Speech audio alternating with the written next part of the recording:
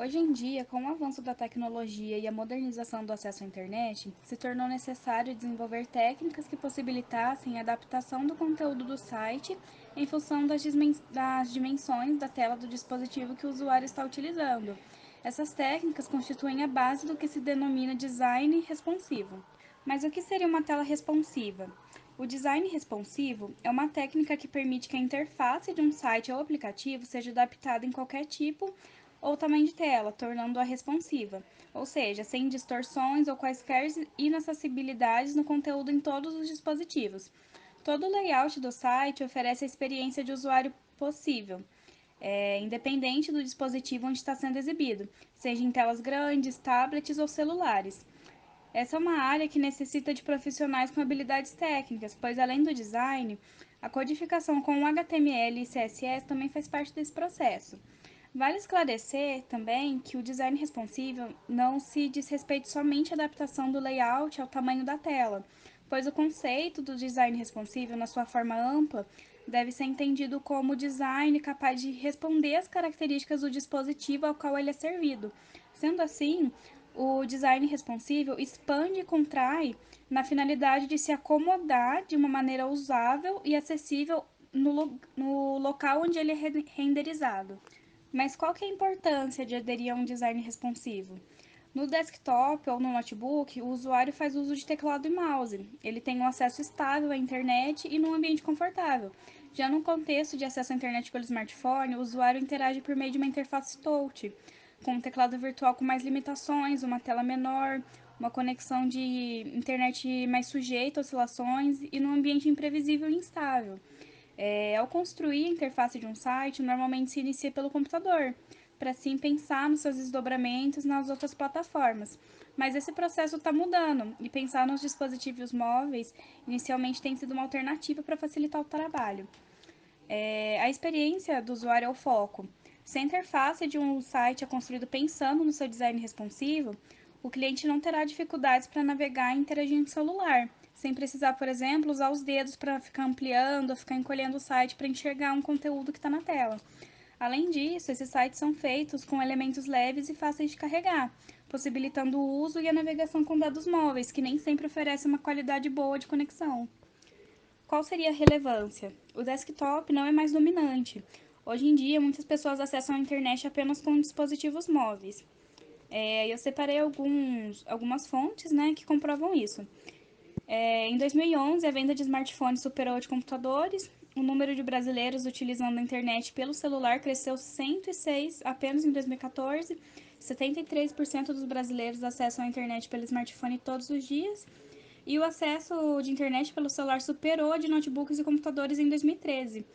Então, os dispositivos móveis têm um público cada vez mais crescente e ativo. E ignorar esses usuários e não tornar a informação acessível para todo mundo pode causar consequências para o negócio. Os dispositivos móveis estão cada vez mais assumindo seu lugar no mercado e o número de usuários só tende a aumentar com o passar dos anos. E por isso é importante que a informação seja acessível por esses aparelhos para todo mundo. Algumas estratégias e técnicas de design responsivo. O Mobile First. A estratégia Mobile First faz o desenvolvedor priorizar o conteúdo do site e somente depois adicionar mais elementos ao mesmo, incrementando conforme o dispositivo permitir, respeitando o espaço que a tela tem disponível.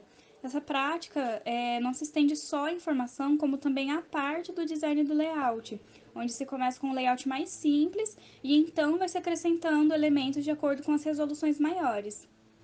Depois a gente tem o Meta Tag Viewport, onde os smartphones têm navegadores capazes de renderizar todo tipo de página, tanto as otimizadas para os dispositivos móveis quanto as feitas para desktop. E com isso, o navegador vai ajustar e reduzir a página automaticamente para caber por completo na tela do dispositivo. Porém, essa navegação não é ideal, pois o usuário é forçado a dar zoom para conseguir ler o conteúdo que está na tela. Então, para corrigir esse problema, o desenvolvedor precisa informar o navegador o tamanho da tela em que a página está sendo exibida, utilizando então a meta tag viewport, que seria essa da imagem. Dentro do content, pode ser definidos os parâmetros e os valores de largura e altura da tela onde o site vai ser exibido, como o zoom inicial, ativação ou desativação desse zoom e o limite permitido do zoom na página. Aí a gente tem também os layouts fluidos. Como o objetivo é levar o conteúdo para qualquer aparelho, é necessário criar um layout fluido em que todas as medidas tenham valores relativos, permitindo que o design se adapte de acordo com a tela que ele está sendo visualizado. O layout com medidas flexíveis deve ter uma proporção entre os elementos e eles devem se relacionar entre si ao invés de terem tamanhos físicos. Depois a gente vai ter o Media Carries, que são utilizadas para aplicar estilos CSS de acordo com as características do dispositivo em que a página está sendo visualizada. Ou seja, são as responsáveis por mudar o layout em diferentes aparelhos, sem mudar o conteúdo, mantendo o mesmo código HTML. Depois a gente vai ter os recursos flexíveis, que são divididos entre imagens responsivas e fontes relativas. As imagens responsivas são feitas de um número fixo de pixels, logo elas não podem ser redimensionadas livremente. Porém, uma linha de CSS já pode resolver esse problema. Basta a gente declarar que todas as imagens têm uma largura máxima de 100%. Assim, elas vão ser redimensionadas de uma forma automática e proporcional de acordo com a largura do container em que elas se encontram.